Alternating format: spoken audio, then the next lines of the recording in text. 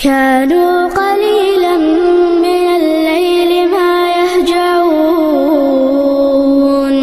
وبالأسحار هم يستغفرون كانوا قليلا من الليل ما يهجعون. تو یہ آسان باتیں ہیں جن پر ہم عمل کر سکتے ہیں. تعویذوں کے پیچھے بھاگتے پھرنا یا عاملوں سے نسخے ٹوٹ کے پوچھتے پھرنا کیا ضرورت ہے اس کی؟ اللہ کے حبیب صلی اللہ علیہ وسلم اپنی امت کو بے سہارا چھوڑ کر نہیں گئے. جس کی ضرورت تھی وہ سب کچھ بتلا دیا. کرنا ہمارے ذمہ ہے.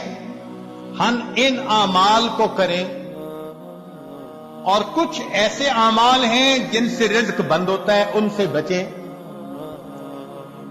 اس وقت میں ان کی تفصیل تو نہیں ہو سکتی، تاہم وہ اعمال پڑھ کے بتا دیے جاتے ہیں.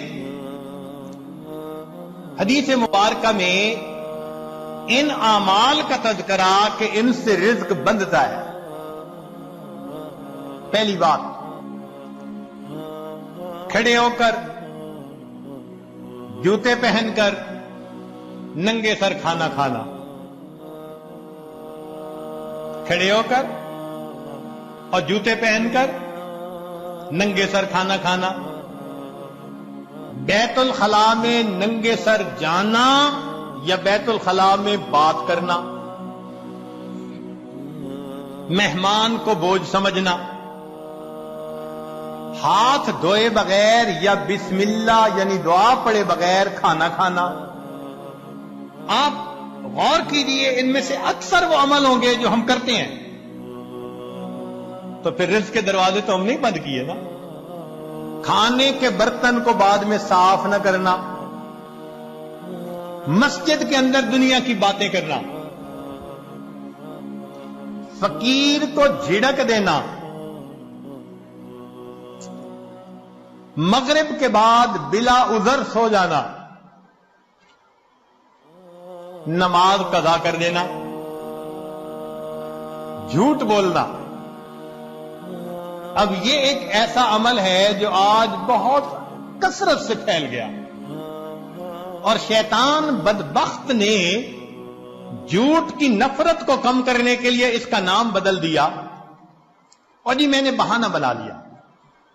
کیونکہ جھوٹ سے تو نفرت آتی ہے نا دل میں، بہانے سے نفرت نہیں آتی.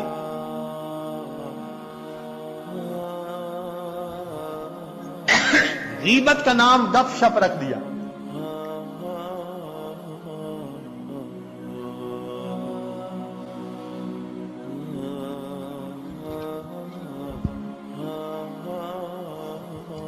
اگلا عمل،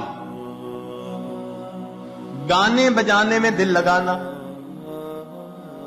آج گاڑیوں کے اندر گانوں کی سیڑیاں، گھروں کے اندر ٹی وی ریڈیو کے اوپر گانوں کی بھرمار. تو رزق کے دروازے تو خود بند کر لیے. پھر اگلی بات، اولاد کو برا بھلا کہنا. یہ بھی اکثر عورتوں میں عادت ہوتی ہے. ذرا غصہ آیا اور اس وقت اپنی اولاد کو گالیاں دینے لگ گئی. بلکہ آج تو وتیرہ یہ لوگوں نے بنا لیا، اولاد کو دین سے ہٹانے کے لیے گالیاں دیتی ہے کہ گالیوں سے ڈر کے یہ دین کو چھوڑ دے. قرآن مجید کو بے وضو چھونا، بے وضو ہاتھ لگانا. اور 15 عمل، نامحرم کو دیکھنا. اب سوچ لیجئے کہ یہ گناہ کتنا عام ہے، اور رزق کے بند ہونے کے شکوے بھی عام ہیں. تو پتہ چلتا ہے نا کہ کن وجوہات سے رزق بند ہے. اور آخری بات، اہل و عیال سے لڑتے رہنا. یہ بھی ہر گھر کی سٹوری. آج تو نیک ہوں یا بد، یہ تو میں تو اکثر گھروں کی بات. تو میاں بیوی کی بنتی نہیں، اور اوپر سے رزق کے شکوے اللہ سے.